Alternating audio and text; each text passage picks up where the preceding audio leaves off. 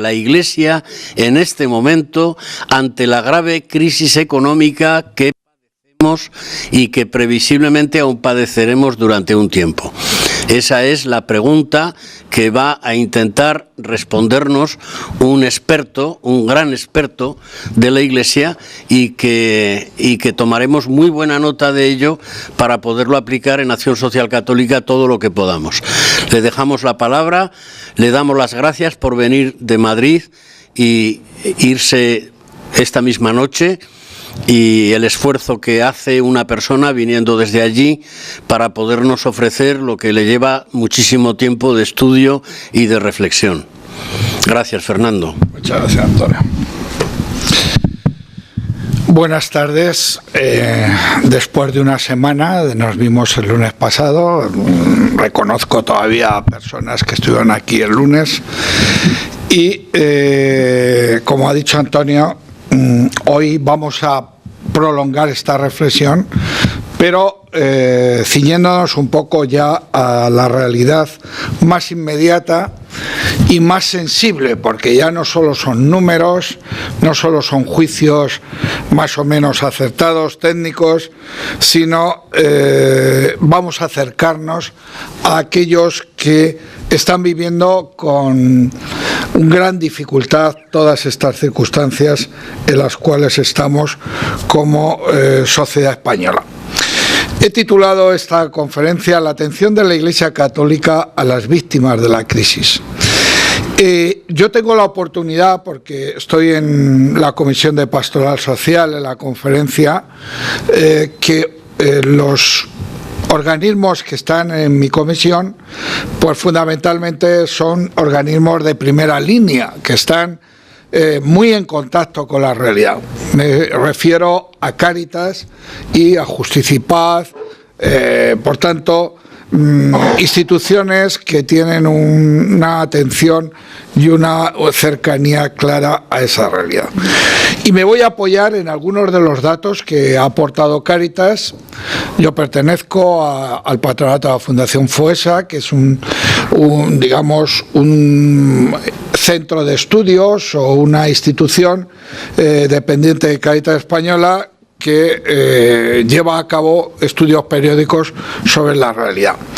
Y luego, dentro de nuestra Comisión de Pastoral Social, también hemos elaborado periódicamente algún que otro informe, porque lo que a nosotros nos ocurre también les interesa en Europa. Es decir, voy a utilizar algunos datos de informes que he tenido la oportunidad de realizar para otros episcopados a la hora de compartir nuestra situación. Lo primero que se nos presenta, y aquello con lo que nos enfrentamos, dicho así en un juicio rápido y de entrada, es que nuestro país se está consolidando como una sociedad más pobre, más desigual y más injusta, ¿verdad? Todo esto no son grandes palabras propias que podían utilizarse en un mitin político, ¿no? Sino que lo vamos a ir constatando. Y esto es lo que están detectando y denunciando, los diversos estudios que se están ofreciendo desde los servicios técnicos, especialmente de Cáritas Española. Y esto se está constatando ya no solo como estudio, sino como una realidad muy cercana en las parroquias, en los centros de asistencia, casas de acogida, etcétera. ¿Cuál es la causa más relevante de todo esto que está ocurriendo? Pues la causa más relevante es el paro. El paro, que ya es el primer problema de nuestro país, es decir, cuando a la gente se le pregunta cuál es lo que más le preocupa, es el paro, ¿no?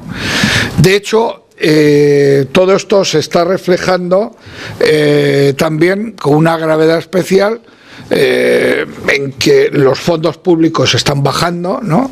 Y eso significa que aquellos que estaban más cubiertos en otro momento, pues ahora este incremento del paro, pues de destrucción permanente de empleo, también no solo incide en que las empresas aportan menos ingresos a las arcas públicas, sino que hay numerosos hogares que están disminuyendo notablemente su capacidad de recepción de ingresos y, por tanto, todo esto está creando un clima general de precariedad que llega a unas consecuencias como después veremos.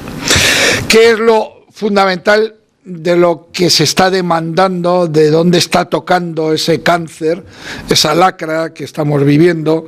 Y esto nos indica dónde estamos bajando, desde qué nivel estamos llegando o a qué nivel estamos llegando en nuestra precariedad.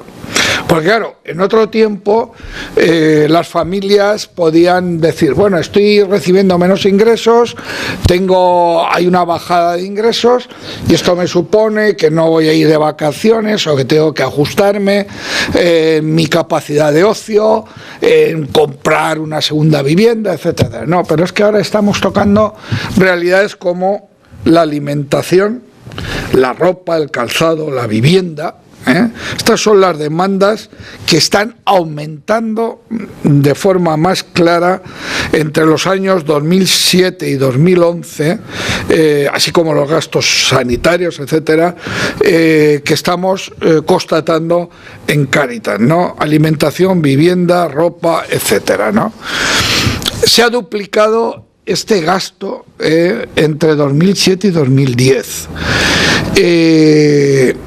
La demanda de alimentación está subiendo notablemente. Los servicios de acogida, de atención primaria, ya lo que aporta Cáritas a todos estos programas es más de 112 millones de euros a todos estos programas de atención primaria, de lo más elemental, ¿no? ¿A qué personas estamos llegando especialmente o están especialmente tocadas por esta situación? La mujer, las mujeres, es el rostro más visible de estas demandas de ayuda que atienden las Cáritas. Como hemos dicho, los desempleados de larga duración, que están recibiendo este impacto, y están apareciendo numerosas parejas jóvenes de 20 a 40 años con hijos que están sintiéndose muy afectadas. Es decir, eso no ya solo es, todos nos encontraremos con parejas de gente que decimos, bueno, estas personas se han quedado sin vivienda o están sin recursos, tienen 2, 3 hijos y ahora ¿qué hacen en esta situación, ¿no? Otro grupo notable son los inmigrantes, aquellos que han venido a nuestro país, que 1/3 de ellos están en situación irregular, y situación que se va multiplicando como resultado de la crisis, porque a medida que van perdiendo el empleo, van cayendo en la irregularidad, y por tanto se van precarizando más. En el fondo de todo ello, y podríamos seguir dando cifras, perfiles de todo tipo, ¿no? En el fondo, ¿qué es lo que se está notando como problema más relevante?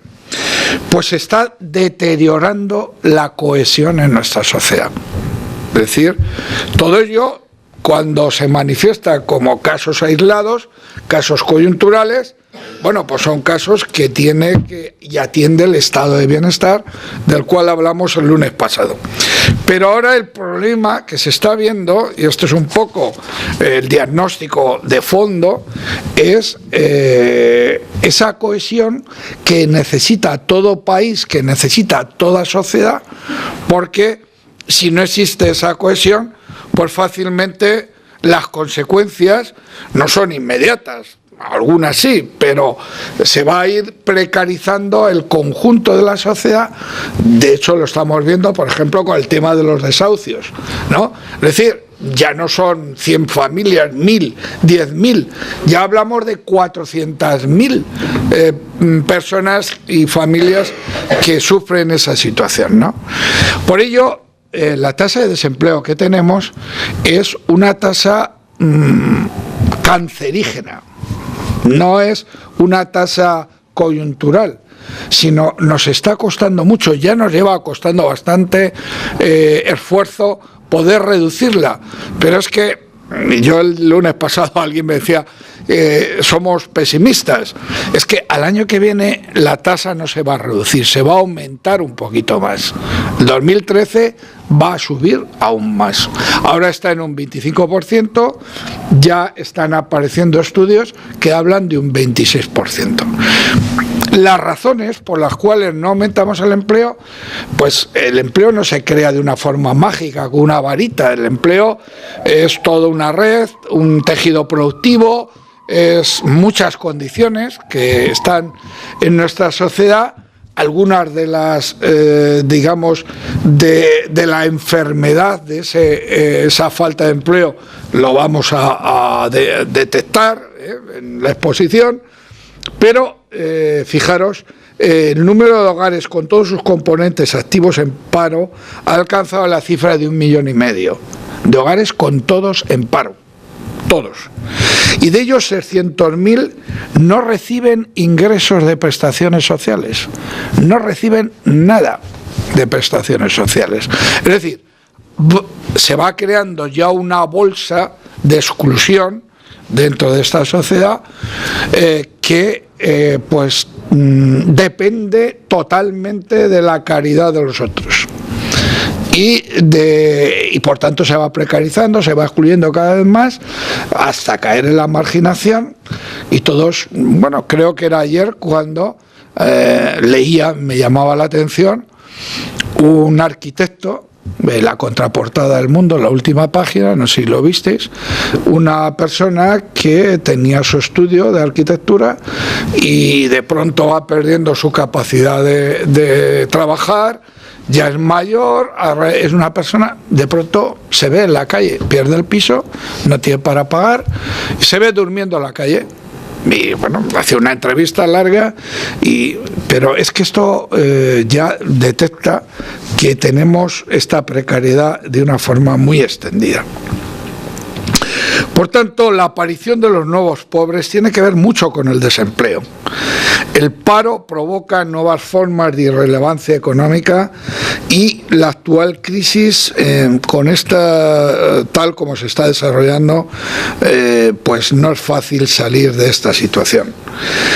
Y claro, el depender de forma prolongada de la asistencia pública o privada, todo esto pues va minando la capacidad de las personas, sus relaciones familiares, sus relaciones sociales, etcétera, etcétera. Todo esto lo podemos ver en este análisis también en Caritas in Veritate. Benedicto XVI hace también esta reflexión.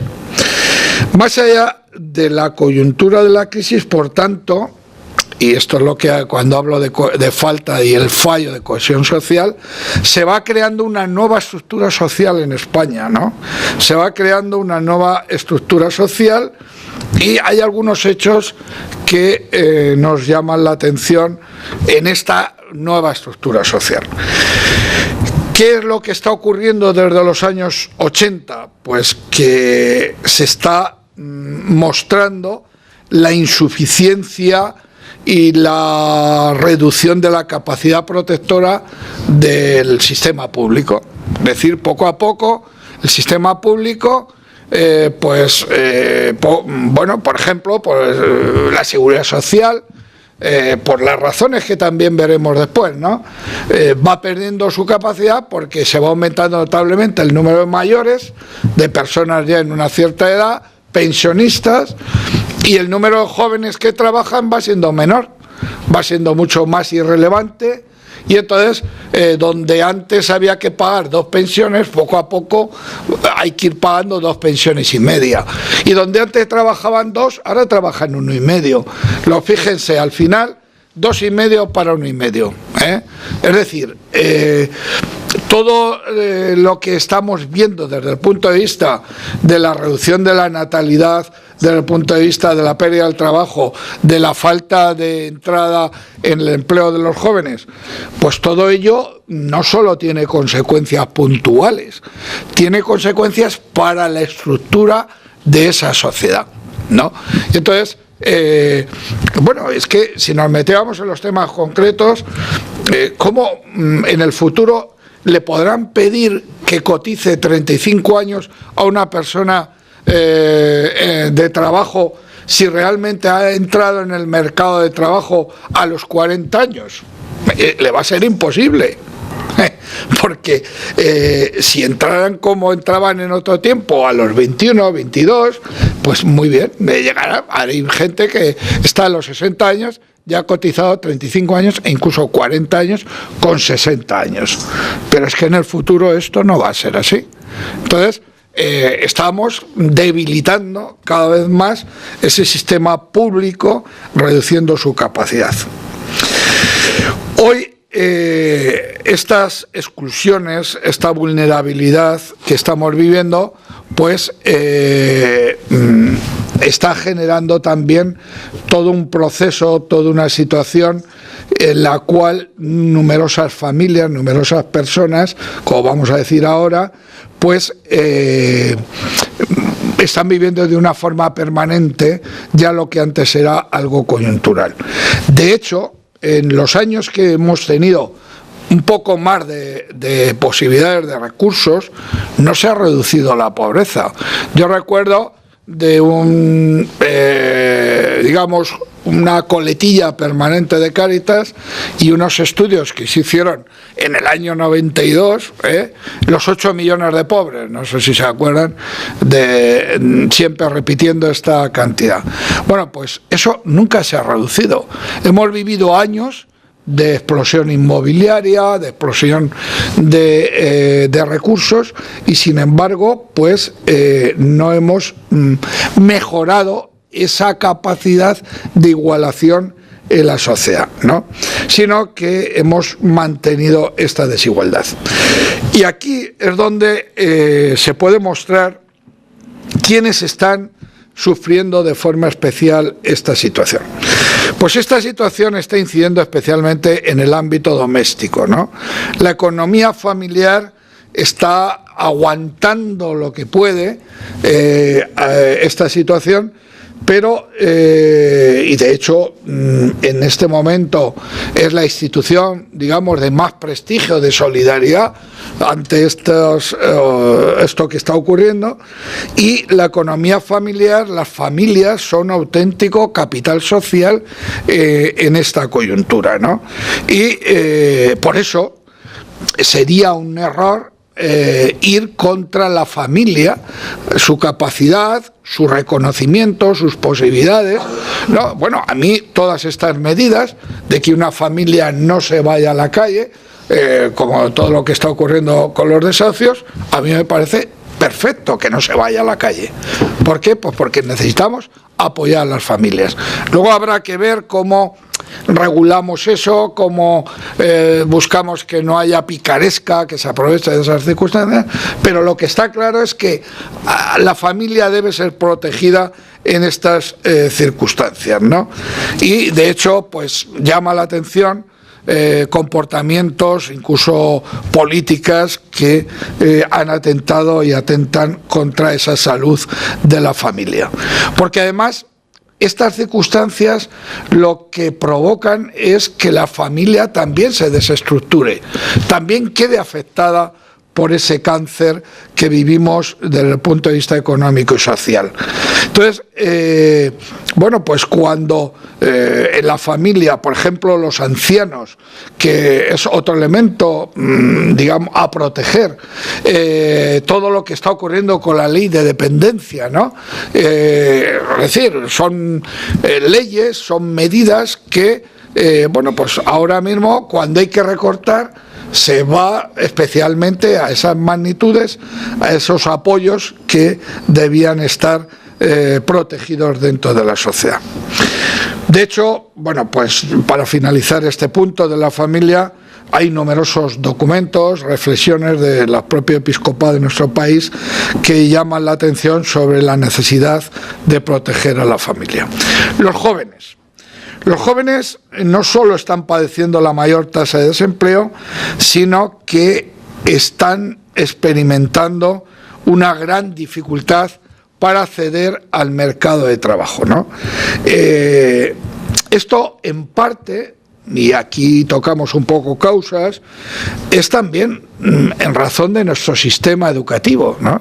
Yo estoy en la universidad, ahí en Madrid, y veo un poco el clima de donde están los jóvenes estudiando, qué expectativas tienen, qué futuro les espera, cómo se sienten ahí, y la verdad es que es un poco frustrante, sobre todo porque el sistema educativo no ha cuidado la universidad, por ejemplo. Es decir, no hay un tejido productivo que dé buena acogida a los jóvenes. Parece que vamos a meternos por ahí, ¿no? De decir, una buena formación profesional. Todo eso nos encontramos ahora con multitud de licenciados en paro que no saben dónde ir. No saben dónde ir. ¿Por qué? Pues porque tampoco han encajado bien dentro de ese sistema educativo universitario. Entonces, si el joven no tiene recursos, no tiene trabajo, no puede sostenerse, no puede fundar una familia, por tanto, no pueden realizar un proyecto de vida digno. Y este es uno de los déficits mayores que experimenta nuestra sociedad española de cara al futuro, por otros temas, pero en este caso, de cara al futuro, es un tema muy importante. Los emigrantes, como he dicho anteriormente, bueno, pues es el sector que también está recibiendo el impacto notable de esta situación. Ya hace tiempo que se habla de que debíamos racionalizar la emigración en nuestro país, los flujos de migrantes, pero claro, hemos dado puertas abiertas a lo que es un sistema productivo salvaje como el inmobiliario. Entonces los emigrantes han venido a trabajar en ese sector fundamentalmente, han venido en servicios que también están tocados, algunos de ellos, pero los emigrantes, pues claro, han vivido y están viviendo las circunstancias de la revisión de la vida económica de los sectores económicos. Y sin embargo, lo decíamos el lunes pasado, y nos decían los obispos europeos, necesitamos la inmigración, necesitamos la inmigración. Es decir, si nosotros no tenemos hijos, alguien tiene que aportar también trabajo joven, más o menos joven. Pueden saber ustedes que la mayoría de los que vienen a trabajar de una forma activa y por tanto vienen a ganar dinero, a poder sacar a su familia, enviar el dinero o traerse a su familia, pero es gente que contribuye a la seguridad social y también, si hacemos un análisis un poquito más profundo, habría que decir que muchos negocios se han mantenido gracias a la inmigración. Por ejemplo, la hostelería. Si no hubiera sido por ese nivel de económico y de compromiso, pues seguramente una parte de esa hostelería hubiera sido inviable, ¿no? Con todo lo de explotación que ha habido y hay, y todo el problema, digamos, de diferencia de trato, etcétera. Pero con todo, lo decían los obispos europeos, la migración hoy día en Europa, por el fallo que tenemos en la estructura, digamos, demográfica de la población, es fundamental. En resumen, estamos en una sociedad española donde la pobreza en sus diversas formas, lo decía el secretario general de Cáritas no hace mucho, se ha hecho más extensa, más intensa y más crónica. Otros factores que han dañado y que están dañando esta cohesión social que influyen, ¿no? Y que debemos tenerlos en cuenta. Estamos en un contexto español donde el sistema productivo, como he dicho, tiene relación también con la educación, es decir, con la capacidad profesional, educativa, de preparación que tienen nuestros jóvenes y aquellos que llegan a entrar y quieren entrar en el mercado de trabajo. Bueno, pues aquí nos encontramos una deficiente preparación en el sistema educativo. Se repite constantemente, pero tenemos un elevado fracaso escolar. Es decir, no nos vamos a meter en ello, pero cada gobierno plantea una ley de educación, de entrada. Periódicamente, pues, vamos revisando nuestras condiciones del sistema educativo, pero el informe PISA y otros informes siempre nos están poniendo, y parece mentira, en los lugares últimos de aprovechamiento educativo.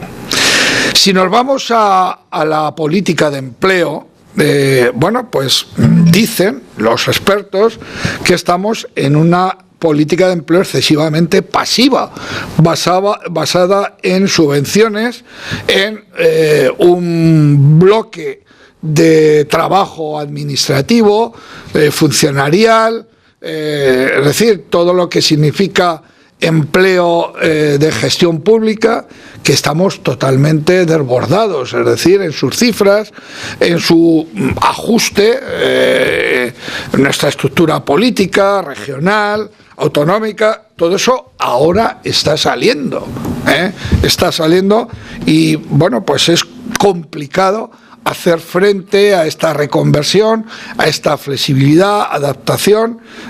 Todo ello supone una gran dificultad para renovar el mercado de trabajo. Lo decía, vuelvo a repetir, el lunes pasado. Si tenemos que dedicar mucho dinero y muchos recursos a todo lo que significa ese tipo de trabajo, el tejido productivo, quien crea empleo, se va a llevar poco. Se va a llevar poco.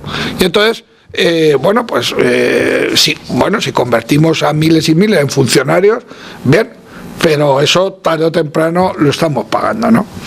Como he dicho también, el invierno demográfico nos está pasando factura en todo lo que significa el estado de bienestar, ¿no? Entonces, el sistema de pensiones, ya estamos empezando a sentirnos afectados, el Sistema Nacional de Salud, es decir, recuerdo el lunes pasado, finalizaba mi exposición planteando la necesidad seguramente de que ese sistema de bienestar, ese estado de bienestar, habrá que replantearlo seguramente según otros parámetros. Por otra parte, hemos vivido y estamos viviendo también una crisis moral, no solo económica, una crisis moral que afecta a la honestidad empresarial y laboral, ¿no? Todos estos grandes negocios, pensiones, contratos blindados, pensiones vitalicias, coches oficiales, gente que vive liberada y ganando un dinero sin aportar nada. Todo esto se está extendiendo, se ha extendido notablemente, y mientras el sistema engordaba y tenía muchos recursos, ayuntamientos, licencias, mientras existía todo eso, pues esto caminaba. Pero claro, todo eso en un momento determinado se tiene que revisar y no da más de sí, y esto significa, vuelvo a repetir, una estructura social, porque esto no es de unos cuantos casos, esto es como una nube extendida. Entonces, todo eso tiene que revisarse porque plantea deficiencias importantes. Bueno, diríamos que hasta aquí el ver con un cierto juicio, pero el ver de lo que nos está ocurriendo y que incide en las víctimas de la crisis, no solo un diagnóstico sociológico, político general, sino está incidiendo también en esas personas que hemos citado. La acción de la Iglesia, ¿qué puede hacer a favor de esa cohesión social y de atención a las necesidades? Yo parto de que es verdad que nuestro país todavía mantiene una profunda convicción religiosa como pueblo, Es decir, somos un país donde la secularización está muy presente, pero todavía podemos hacer cosas, ¿no? Yo digo, por ejemplo, de Cáritas, ¿no? Y lo que hacemos siempre lo decimos, Cáritas es la Iglesia, no es una ONG como la Cruz Roja. Cáritas es la Iglesia que está en marcha en su solidaridad. Pero, bueno, pues tenemos que sentirnos orgullosos de que esa Iglesia se acerca a las víctimas, atiende a esas víctimas y trabaja por ellas. Pues bien, la voz de la Iglesia y la sintonía y la sensibilidad en estos momentos tiene que ser de forma especial, ¿no? Pero es que además no solo se debe dar pan, sino que la propia concepción del hombre, de la persona que tiene la Iglesia, tenemos que ser capaces de transmitir esa concepción y a esta sociedad que necesita otro tipo, además de lo material, necesita otro tipo de recursos. Por eso es importante la contribución de la Iglesia, de las comunidades cristianas, a la vida moral de esta sociedad. Es muy importante. Aunque no nos hagan caso, muchas veces, yo lo sé, porque bueno, la trastienda de muchos de estos documentos estamos ahí y un poco nos desalienta pensar, bueno, ¿y para qué más documentos? ¿Para qué salir? ¿Para qué decir si luego siempre nos van a decir lo mismo, ¿no? De hecho, las ruedas de prensa que se dan en la conferencia episcopal, hacemos un documento sobre la crisis tal, y cuando van los periodistas, llegan ahí y algunos de los periodistas, las preguntas que te hacen no sobre lo que hace la Iglesia, sino si hay algún escándalo o alguna cosa que pueda ser un poco morbosa. Es decir, tenemos, por desgracia, pues también que defender una imagen de Iglesia que esté cercana a esa realidad y no estar preocupados de otros temas que son de poder o que son de cosas muy accidentales. En este contexto y en esta situación, la Iglesia Católica debe valorar cuál es su papel, ¿no? ¿Cuál es su papel? Y cuál debe ser su labor de suplencia, sobre todo para poder mantener una independencia y una libertad a la hora de relacionarnos con la administración pública, a la hora de relacionarnos con las instituciones de poder que hay en la sociedad, ¿no? Y todo eso no es fácil, cuesta, ¿eh? Y como comunidades cristianas debemos estar ahí. Por eso digo, y este tema también lo hemos debatido en pequeños grupos, en algunos debates y seminarios, y bueno, pues esto es muy importante, ¿no? Porque podemos hacer muchas cosas, de hecho se están haciendo aunque no se reconozcan, ¿no? Cuando de vez en cuando salen cifras del poder de la Iglesia, por ejemplo hablan del poder educativo, ¿no? Bueno, pues que es el poder educativo, es un factor básico de cohesión social, la educación. Solamente por hablar de lo que supone el ahorro que le proporciona al Estado y a la sociedad, ¿no? Las obras educativas de la Iglesia, se puede hablar, fijaros, de 4.500 millones de euros anuales. Solo con ver, y cojo cifras de estadísticas, el dato del Ministerio de Educación en el presupuesto del 2009, una plaza en un centro público cuesta al erario público 3.518 euros y en un centro concertado de los muchos que tiene la Iglesia cuesta 1.800. Y estos son cifras objetivas reales, ¿no? Entonces, pero además, esto no es para vanagloriarse de nada, sino que debemos trabajar así, y en otras cosas no es que ahorremos, es que hay que darlos, ¿no? Y por eso yo creo que es importante que no nos sintamos acomplejados como comunidades dentro de este contexto.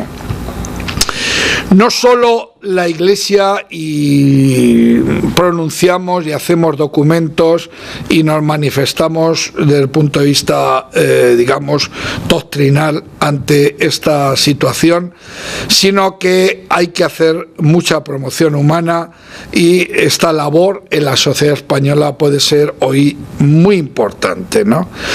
Dicen los obispos en este documento, que es del 3 de octubre de 2012, del mes pasado, dicen los obispos que tememos que la crisis, o al menos sus efectos, no hayan tocado fondo todavía. Reconocen el gran esfuerzo que muchas personas están haciendo en medio de las dificultades y piden a las autoridades que velen porque los costes de la crisis no recaigan sobre los más débiles. Tampoco se oculta a nadie que la tensión social crece y que determinadas propuestas políticas han venido a añadir elementos de preocupación en momentos ya de por sí difíciles.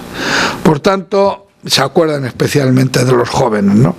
Pero llama la atención sobre este malestar social, ¿no? Para que vayamos buscando salidas, soluciones de cara al bien común, ¿no? De cara a que todos construyamos ese bien común. Por eso, hoy hay que llamar muy la atención a las fuerzas políticas de todo tipo, los que tienen más responsabilidad, pero hay que llamar la atención porque son momentos de emergencia social, para que tomemos decisiones serias y seguramente profundas, ¿no?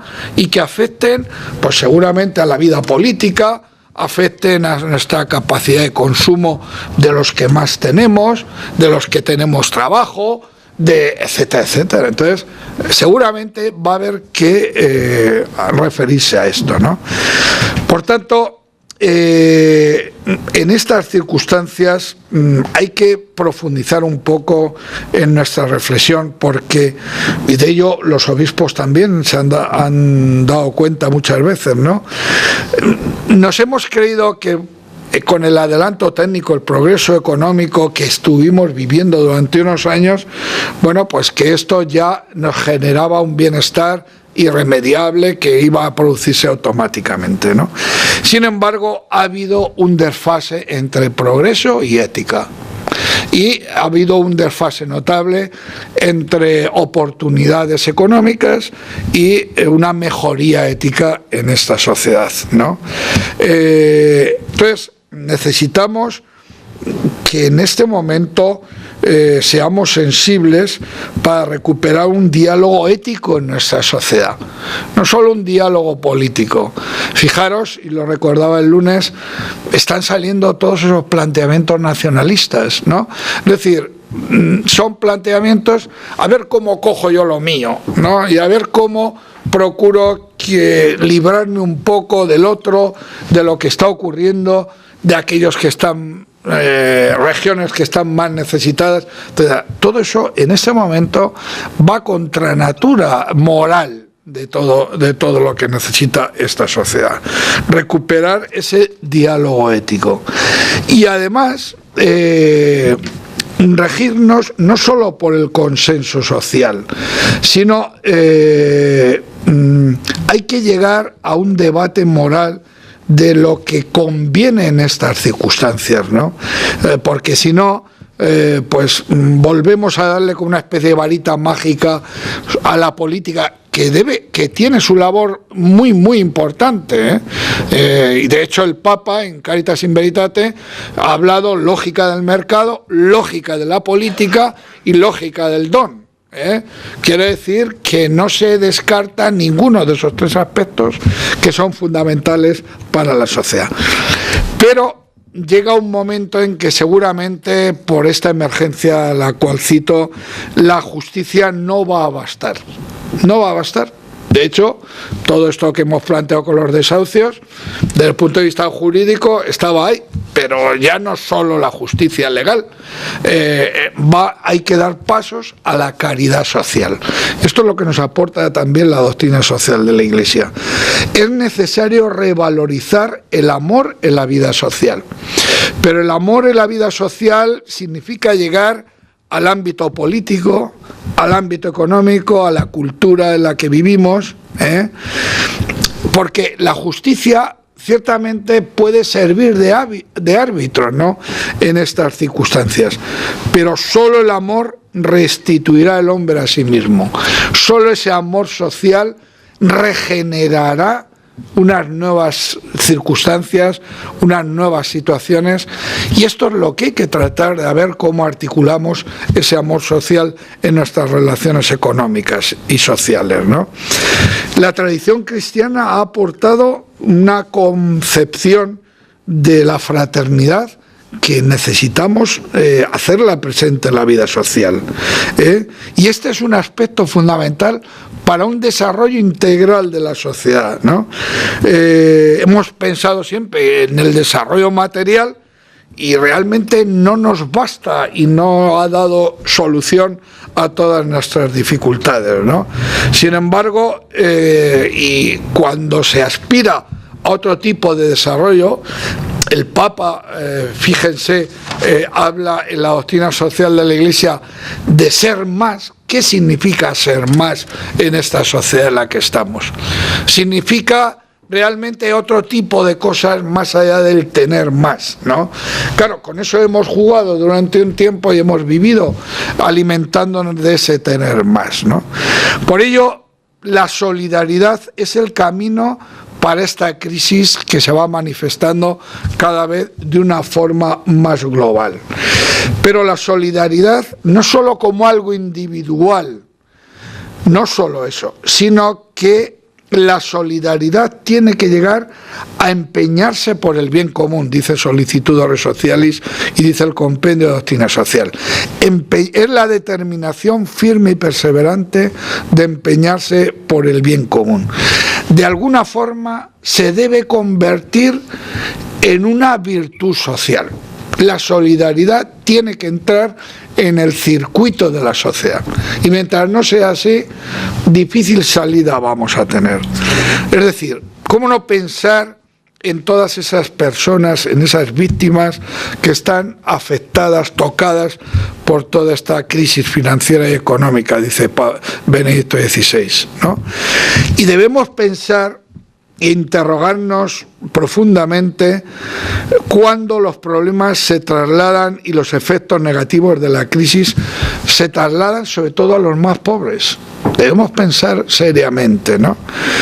Porque todas esas víctimas tienen nombres y apellidos, ¿no?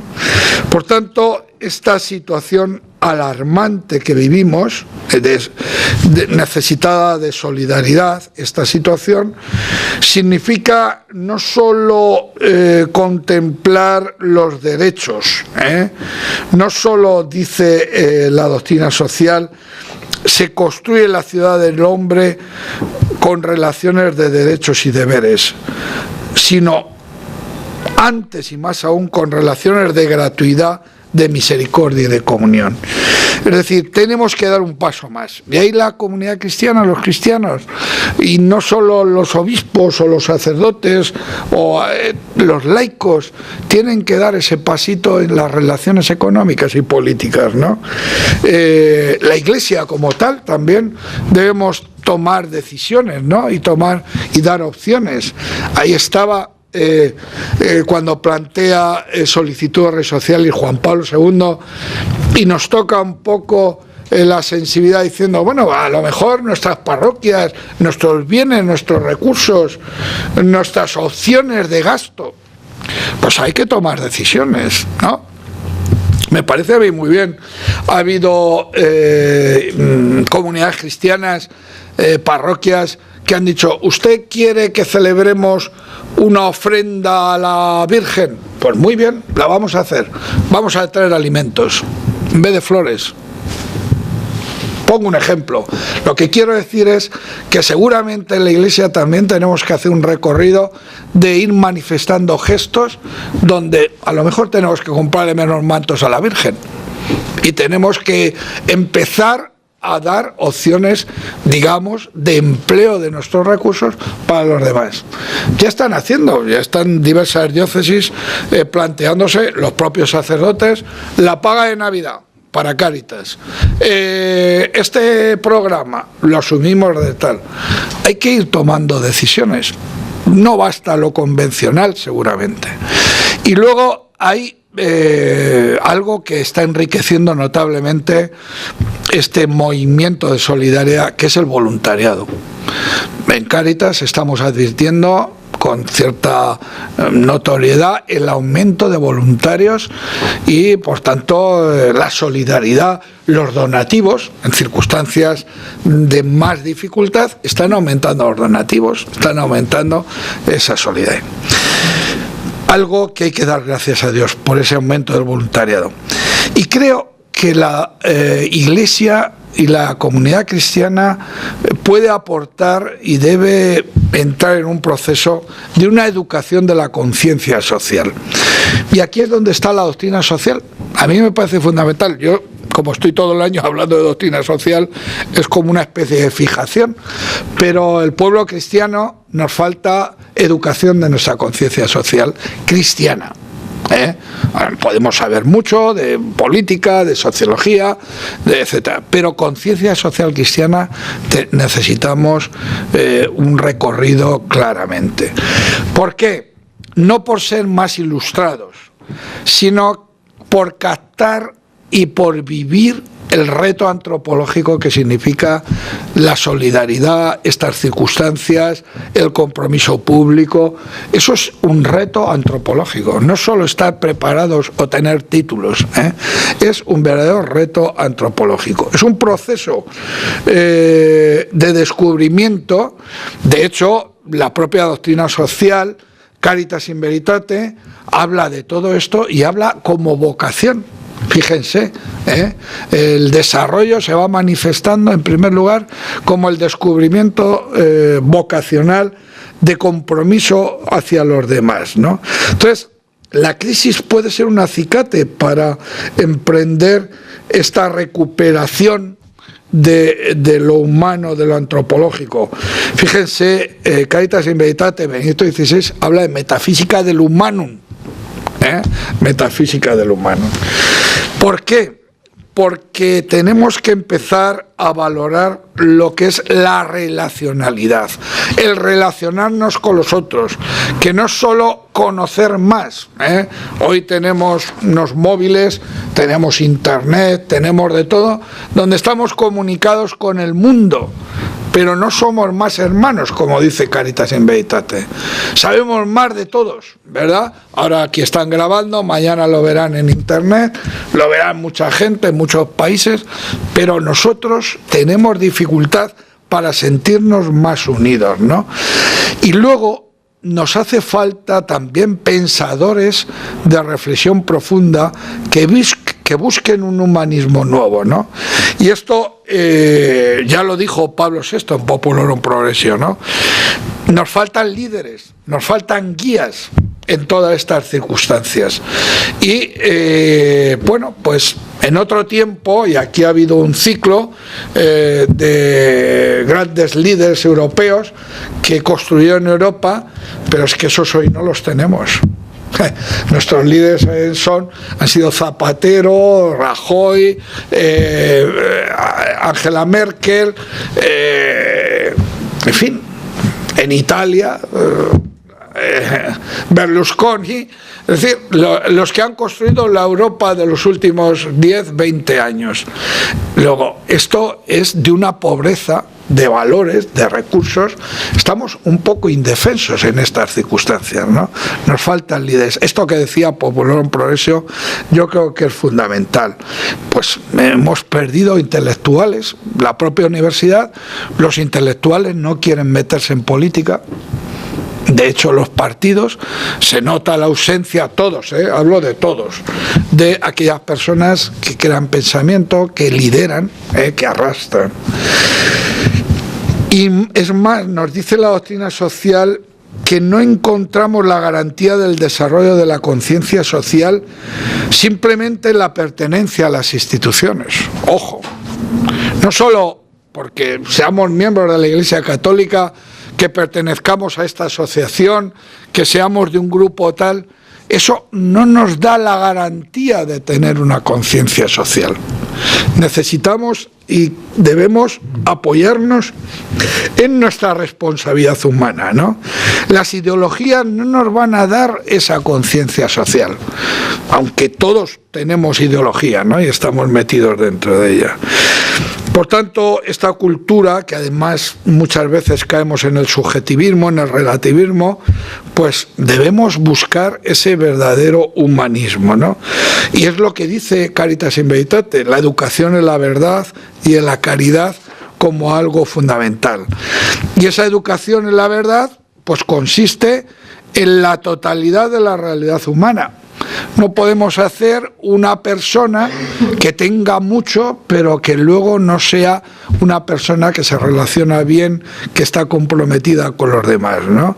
Entonces, esta lógica que estamos descubriendo y que necesitamos, pues muchas veces se opone a la lógica del mercado, a la lógica de los estados, a la lógica de la propaganda, de la manipulación, tal como nos dice Benedicto XVI, y esto, bueno, pues significa tener que abordar esa regeneración necesaria. Y más concretamente, y ya voy acabando, nos debemos enfrentar necesariamente a una regeneración democrática, como objetivo de la conciencia social.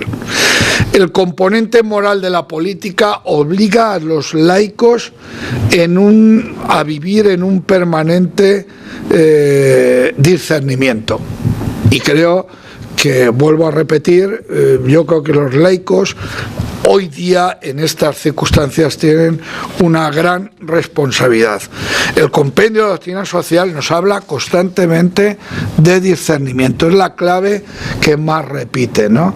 Y esto se trata de formarnos en la propia responsabilidad como cristianos ante el momento presente, con categorías de acción, de participación, de compromiso, ¿no?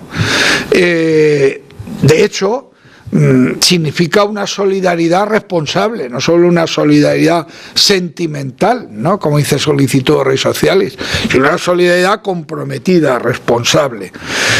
No podemos reivindicar la sociedad civil y al mismo tiempo dejar al Estado, el Estado a los partidos. Se está dejando el Estado a los partidos. Y claro, esos fenómenos, yo lo comentaba también el lunes pasado, ese fenómeno del 15M está dándonos una campanilla de atención. Quiere decir que la política ya se está quedando o se está denunciando que no solo debe estar en el Estado y en los partidos, porque no se están haciendo sensibles ante muchas realidades sangrantes que se dan en nuestra sociedad. Hay que promover una cultura de la legalidad, de que uno llegue y no se cree las leyes para sí mismos. Si me convienen las hago, si no me convienen no las sigo, como está ocurriendo también en nuestro país. Hay que atender, especialmente hoy hay que hacer una opción por los jóvenes, atender a los jóvenes. Juan Pablo II lo recordaba mucho este hecho, ¿no? El tema educativo, la opción por una auténtica educación, ¿no? Es fundamental, ¿eh? Por eso yo creo que son campos donde la Iglesia debe seguir trabajar por la formación de valores, porque necesitamos una antropología subyacente a esa nueva realidad, a esa persona solidaria, ¿no? Promover una cultura del trabajo. Es un poco una contradicción cuando está faltando tanto trabajo, pero hay que promover una cultura de trabajo, del mérito, del esfuerzo, de sacar adelante las cosas. No se puede pasar de curso sin haber hecho un esfuerzo por ese curso.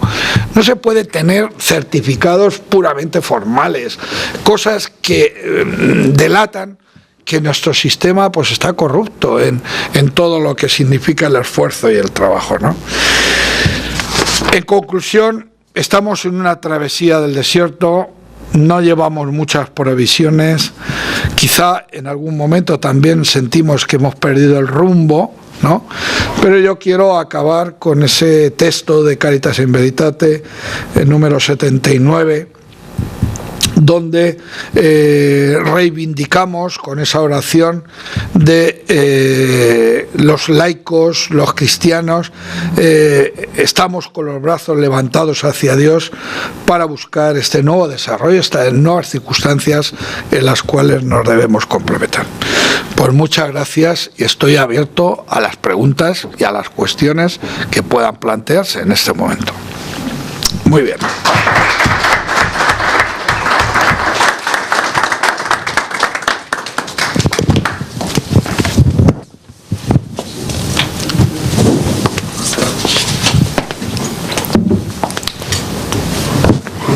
Bueno, estoy a lo que me planteé. Sí, vamos a esperar a ver si alguno de ustedes quiere hacer preguntas, porque si no me pongo yo a hacer preguntas y entonces no les dejo hablar. Me voy a decidir, puesto que no hay nadie. Verá, me ha parecido entenderle que la causa de nuestras desgracias sociales... No, sí, eso es... Que la causa era el paro. Yo creo que el paro es un efecto. Que la verdadera causa es que no hay trabajo. Y no hay trabajo porque hemos llegado a un punto en el que el trabajo ya no puede haber. Hace 60 años, al acabar la Primera Guerra Mundial, la Guerra Española, Europa estaba destrozada. Había que hacer carreteras, ferrocarriles, había que fabricar coches, Hoy en día no se puede fabricar nada, están todas las carreteras hechas, todos los ferrocarriles, todas las familias tienen un par de coches, en todas las casas hay frigorífico, ya no es nevera, es frigorífico, hay 2 o 3 televisores.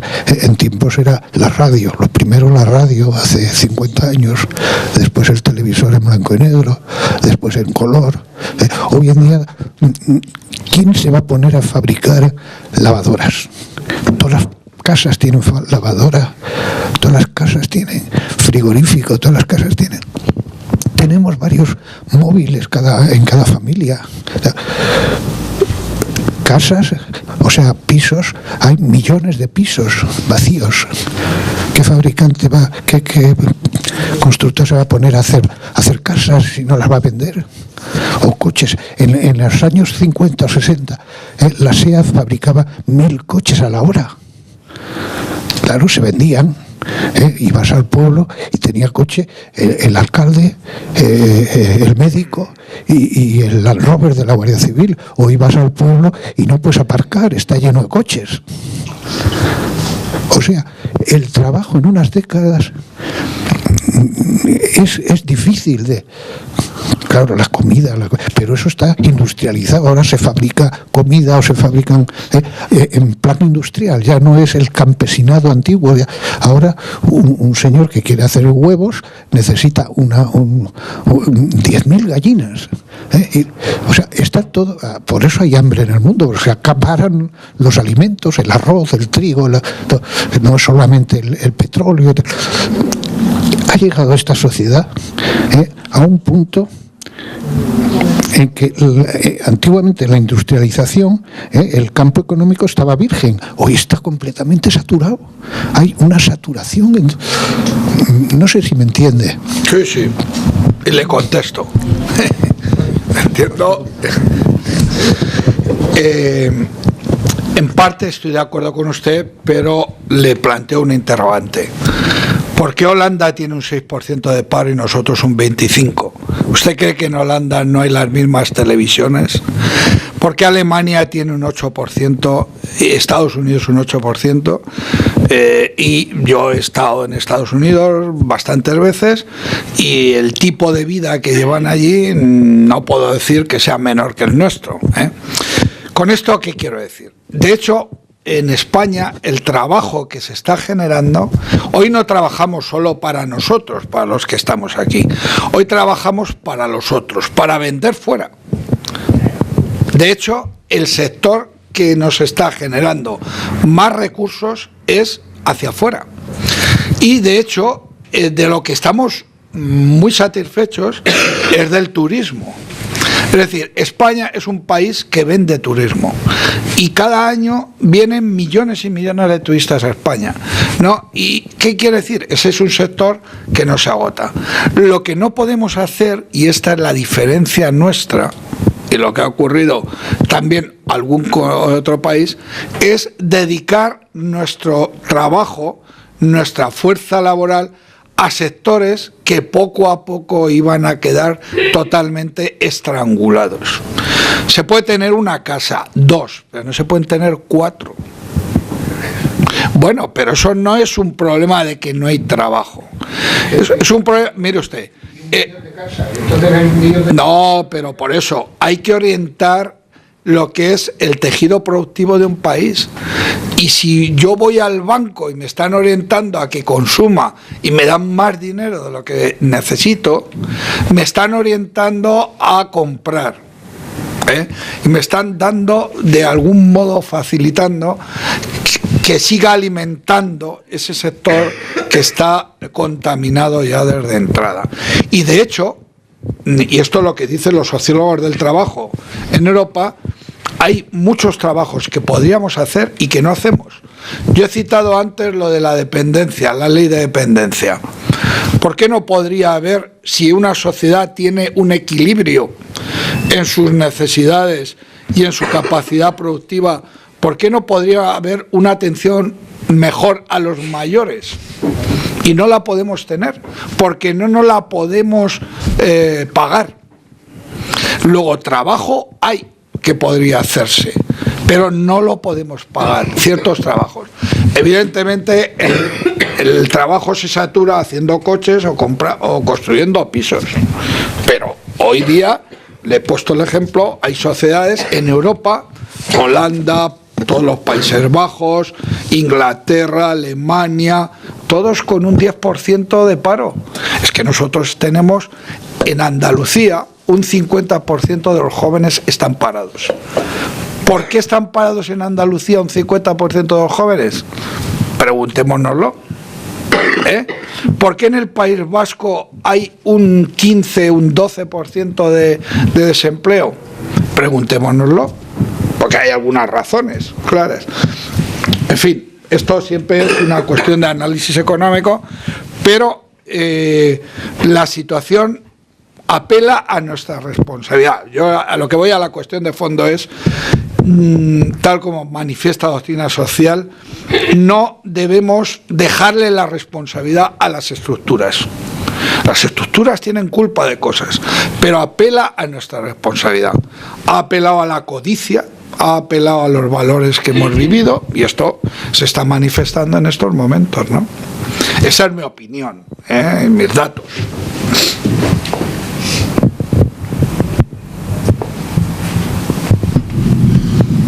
¿Alguno quiere hacer más preguntas? Si no, me lanzo yo, pero me gustaría que fueran ustedes. Sí. Buenas tardes, don Fernando. En la conferencia del otro día hizo un desarrollo de la crisis del estado de bienestar que se ve también aquí plasmado en todo lo que usted ha dicho. Entonces hay muchas preguntas que surgen, pero relacionadas quizás también con esto, ¿hasta qué punto esta crisis del estado de bienestar no es una crisis de un modelo de convivencia? Y claro, la creación de empleo parece que la vemos muy relacionada con el tema del consumo. Es decir, habrá empleo cuando haya mucho consumo, pero quizá lo que hay que cambiar es el tipo de consumo o de consumismo en el que vivimos, ¿no? Un poco va por ahí la pregunta. Ciertamente el consumo es una de las bases más importantes de la vida productiva, de la actividad económica de un país. Pero según cómo se oriente también esa vida económica, por ejemplo, es fundamental nuestro esquema educativo o nuestro, digamos, base educativa profesional. El hecho de que nosotros tengamos esta proporción de estudiantes universitarios y de licenciados y no tengamos buenos grupos profesionales preparados en esto, hace que nuestro mercado esté distorsionado. Es decir, en nuestro mercado están esperando que entren muchos abogados, muchos licenciados en económicas, etcétera, etcétera. Pero no tenemos tanta base productiva de profesionales de grado medio, etcétera. Es decir, nuestro sistema que sustenta esa base productiva también está un poco distorsionado, ¿no? Entonces, luego resulta que hoy día el empleo no solo lo creamos nosotros, no lo crean los otros y nos afecta a nosotros. Aquí se vive Zaragoza, es decir, todas las provincias que tienen base de fabricación de coches, la demanda no está en España. Porque yo no sé la proporción de exportación que se tendrá aquí, sino que la demanda está en otros países. La tecnología, el ser competitivos, de pronto la Ford dice que va a construir este modelo en Valencia porque la fábrica de Valencia es más competitiva y que va a cerrar la de Bélgica. Entonces, todo eso, ¿qué pasa? Pues que cuando los sueldos desbordan, digamos, ese planteamiento de costes, pues las multinacionales van cambiando sus peones, ¿no? Van cambiando sus focos. Por tanto, estamos en un sistema global de creación de trabajo. Y luego, la Unión Europea, y ahí ciertamente yo soy de la opinión de que Europa podía hacer mucho más por nosotros, y creo y tengo la esperanza de cuando llegue el momento lo hará, pero primero nos va a dejar que sangremos un poco, porque que vayamos reduciendo deuda, que vayamos quitando sectores no productivos, que vayamos purificando bancos. ¿Qué está haciendo?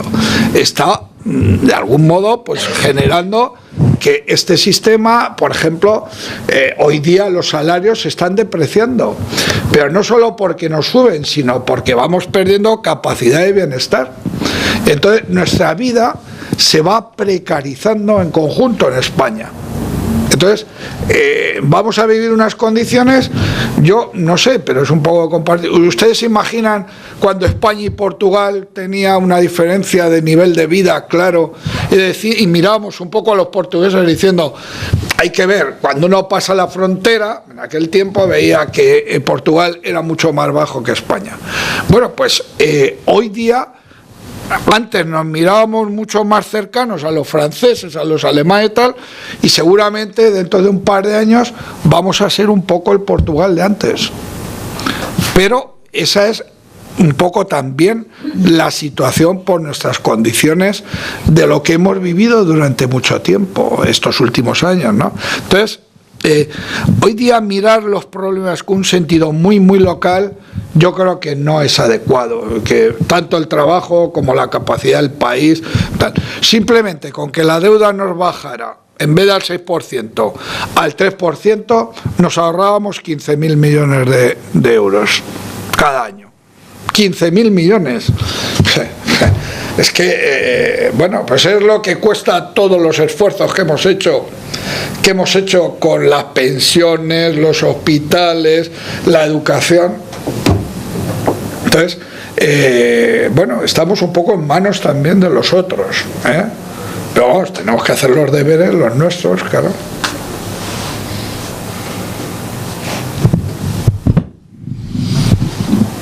Fernando, yo observo un cierto pesimismo en la gente, y más ahora que he estado un tiempo fuera, al volver lo veo acentuado.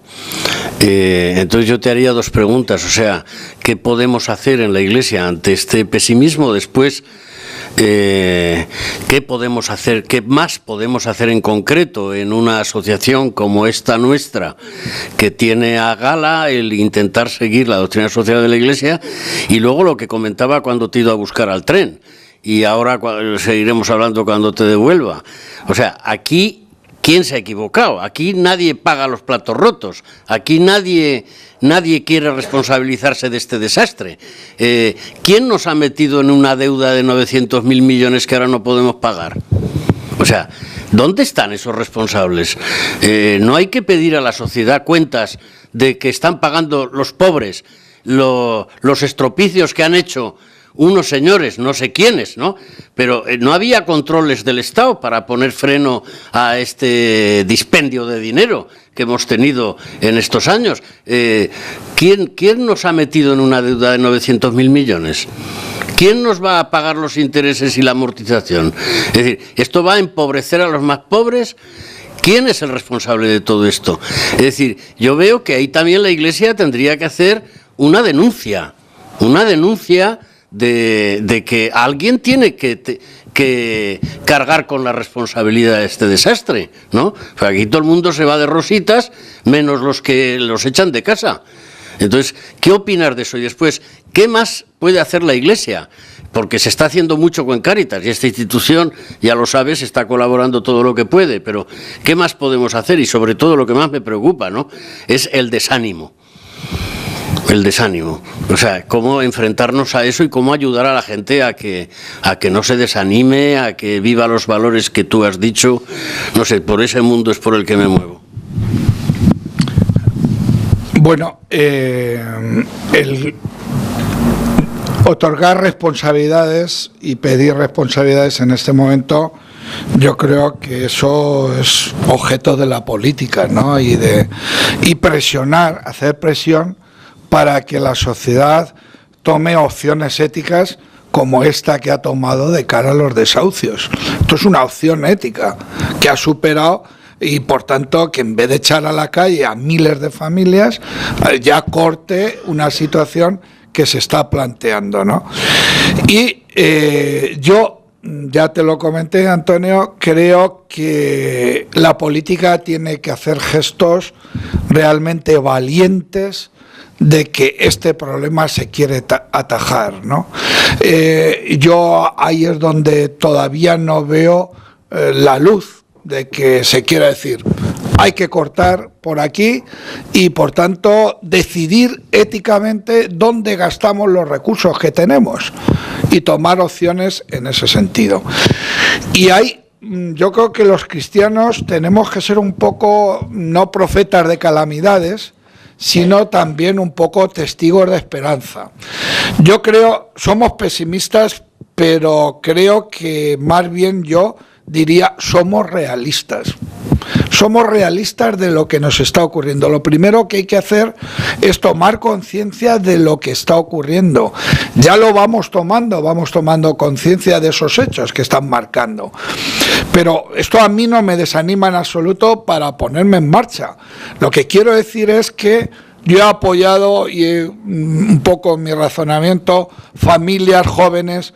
Yo creo que hoy día hay que apoyar decisivamente a las familias, hay que apoyarlas para que puedan salir adelante, ¿no? Y vuelvo a repetir, esta decisión que se va a tomar de las casas, de las hipotecas, es un apoyo a la familia, pero mañana puede ser otra opción en otros temas, ¿no?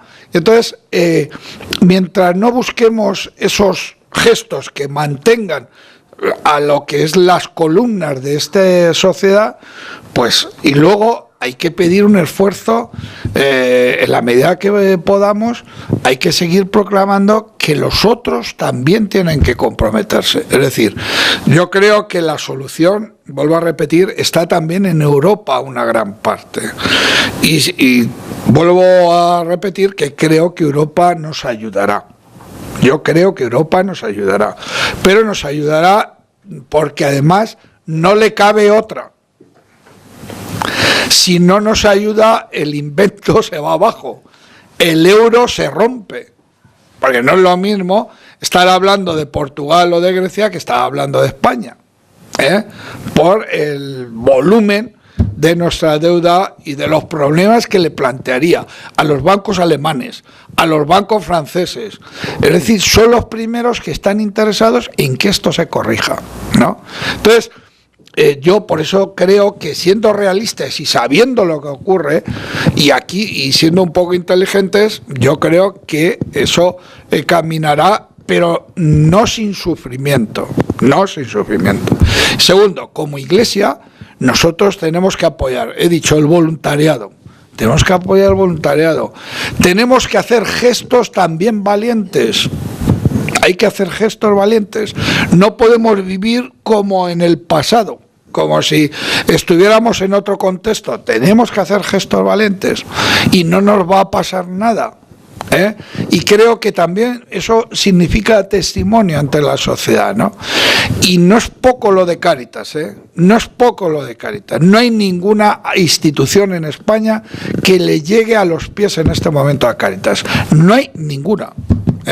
Y esto yo creo que es también, y ese es un poco, digamos, el compromiso de todos, no es alguien que tenemos ahí, es el compromiso de todos, ¿no? Entonces, y luego, aquí hay una institución preocupada por la acción social, por el compromiso social, crear conciencia social. Crear conciencia social. Esto hay que buscar los medios de crear conciencia social. ¿De qué formas? Pues de muchas. Yo de muchos años estoy comprometido con el mundo de la universidad, con formar expertos, con personas que sean mediadores de todo este pensamiento y doctrina social de la Iglesia. Pero es que los laicos necesitan ser y actuar en la vida pública. Que no se trata de que estemos aquí unos cuantos luchando solo o tomando conciencia, sino que necesitamos trabajar con los laicos. Necesitamos trabajar con las comunidades cristianas en esta línea de crear conciencia social, ¿no? Y todos los que estamos en instituciones de evangelización de lo social, pues tenemos una responsabilidad y un compromiso que desarrollar, ¿no? Yo creo que por ahí iría un poco los centros de interés. ¿Más cuestiones? Fernando, muchísimas gracias por venir. No sé si te dará tiempo a cenar, te invitamos a cenar. No sé a qué hora te sale el tren. A las 10 menos cuarto. A las 10 menos cuarto te sale el tren. Pues te acompañaremos. Muchísimas gracias por venir, muchísimas gracias a ustedes. Y ánimo, que tenemos a Jesucristo y creemos en Él. Mucho ánimo, muy buenas noches y muchas gracias.